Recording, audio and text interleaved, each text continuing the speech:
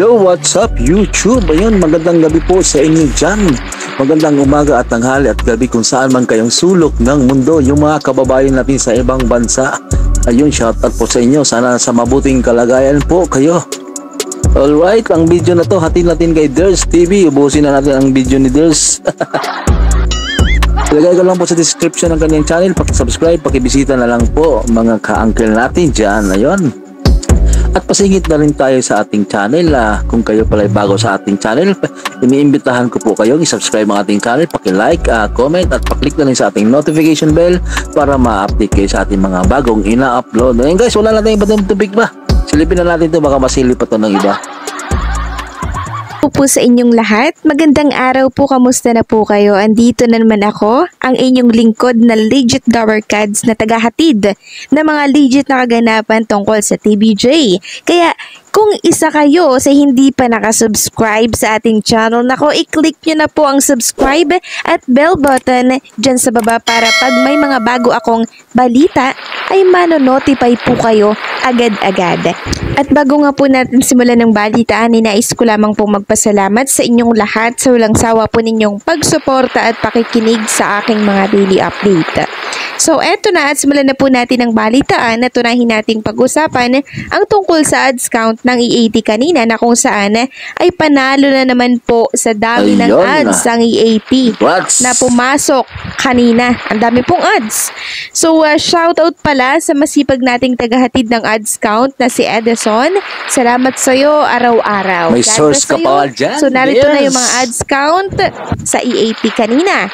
So Gap 1, meron pong 35 TV ads. Meron ditong Copico Blanca, may Centrum Advance, may Tide, and may Crispy Fry. At syempre sa Gap 2, merong 38 TV ads. Andito ang Todo Dito by Dito Telecom. May Sensodyne Toothpaste, may McDo Best Ever Burger, may Tide Power Gel.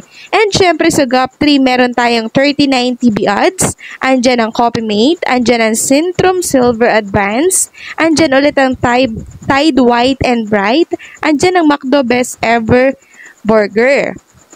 So, ang total ay 111 TV ads ang pumasok kanina. Congrats! So, grabe nga yun, ano?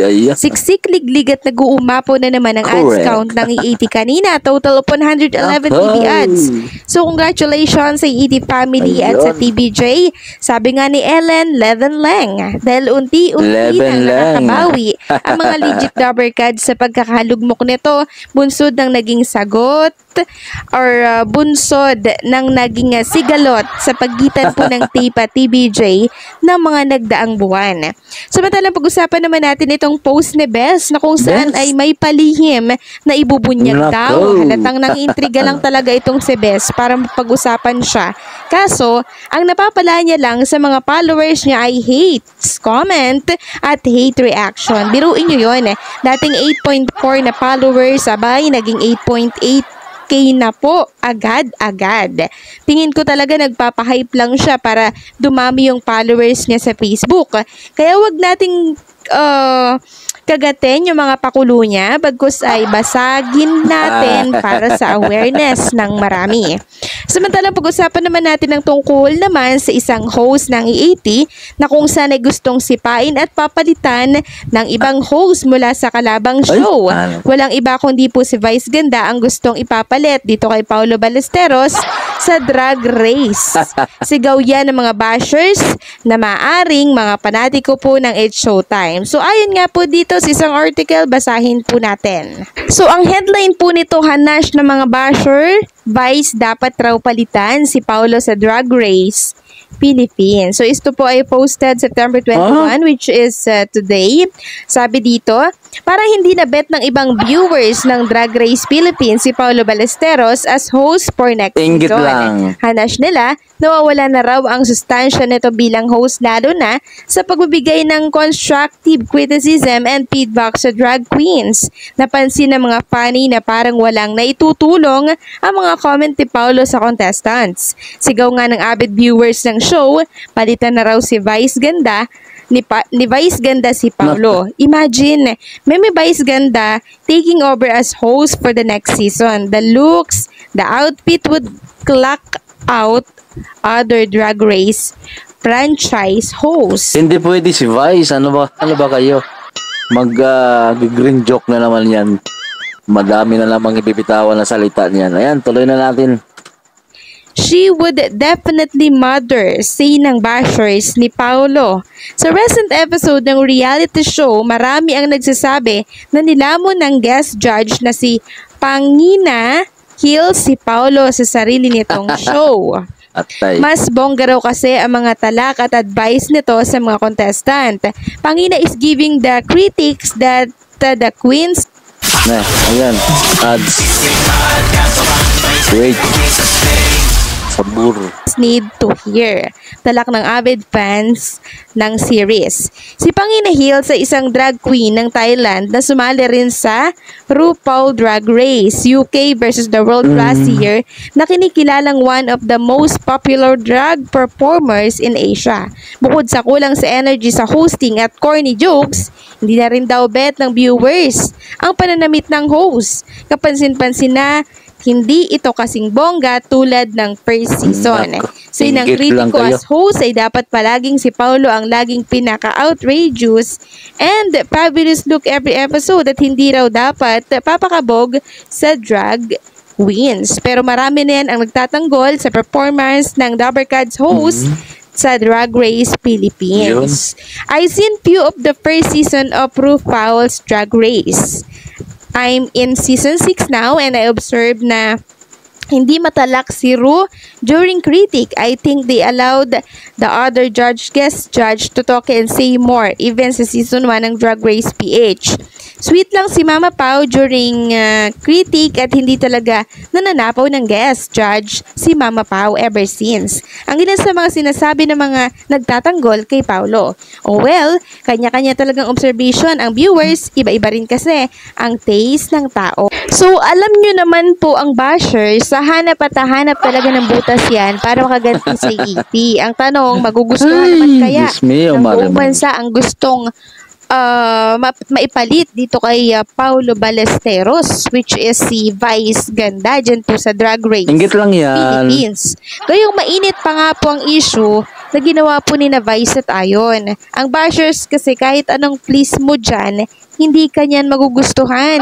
Bagkus, ay hanap at hanap yan ng butas para ikaw ay siraan. Correct. Samantala, pag-usapan naman natin ang tungkol sa ganap kanina dyan sa G Sagetti na kung saan may isang lola nga sa likod ni Yorme. Nakatayo siya, matagal-tagal ko ding inaantay kung mapapansin ba siya ni Yorme. Itong si lola kasi nakikita niya na ito nung tumitingin si Yorme sa likod kanina. Pero hindi niya ito binigyan ng atensyon at nung pinansin na nga po ni Buboy si lola, napayungan daw kasi nga mainit, tsaka lang po napansin ni Yorme itong si lola, no?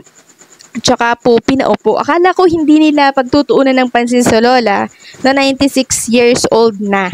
No? Kasi si Jose Manalo po, makita lang yan ng matanda, matik na yan. Siya yung priority. Napaka-espesyal na mga lola kay Jose Manalo. Correct. At dahil hinahangaan nga si Jose Manalo sa ganitong ugali niya, natutunan na din po ng G Sagetti na magpahalaga ng mga matatanda. Pero sa mga previous naman nilang mga video, kahit may matatanda po sa harap nila, hindi nila pinapansin. Ngayon na lang sila nagpapahalaga sa matatanda na dapat ay una pa lang ginagawa na po nila.